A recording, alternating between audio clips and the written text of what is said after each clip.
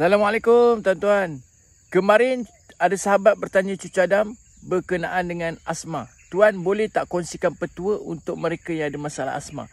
Tuan-tuan lihat video ni. Pokok letup-letup ulat bulu. Cucu Adam kenal dengan nama pokok letup-letup ulat bulu. Orang kampung panggil lah. Orang tua panggil pokok letup-letup ulat bulu. Kalau buah dia masak berwarna ni. Boleh makan buah dia, sangat manis. Cucu Adam suka makan buah dia. Untuk tuan-tuan yang mengalami masalah asma, kebiasaannya kita tahu pokok ni buah dia baik untuk jantung, kolesterol, perjalanan darah kita memang baik. Tetapi Cucu Adam bukan nak kongsikan tu, Cucu Adam nak kongsikan berkaitan asma. Tuan-tuan yang mana ada asma kronik, peringkat awal maupun yang dah teruk, tuan-tuan cari pokok letup-letup ulat bulu. Yang muda pun boleh, yang dah masak pun boleh. Tuan-tuan ambil pokok dia. Kalau dapat sekali dengan akar dia lagi baik lah. Kalau tak ada, ambil pokok dia macam ni. Ambil batang, satu set. Batang pokok, bulu ni, buah dia dengan daun dia. Satu set ni.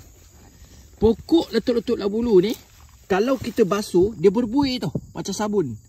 Dia berbuih. Basuh sehingga hilang buih dia. Basuh bilas. 11 ke 12 kali bilas barulah hilang buih dia. Kena sabarlah. Selepas itu, tuan-tuan ambil banyak ni pun dah cukup dah sekali rebusan. Kemudian tuan-tuan naik ke atas periuk. Carilah periuk sekitar periuk sebesar 8 gelas air.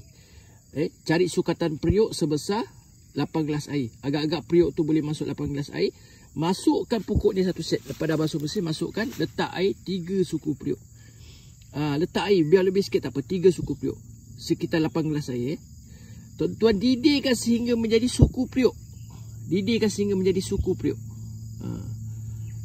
Kemudian tuan-tuan minum. Pagi segelas, malam segelas. Minum segelas bukan secawan. Segelas, pagi segelas, malam segelas. Untuk kalian yang ada masalah asma.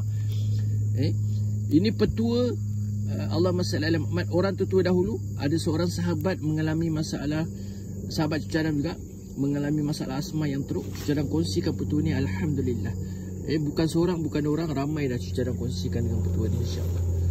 Tuan-tuan, wallahi petua dia sangat-sangat baik, insya-Allah.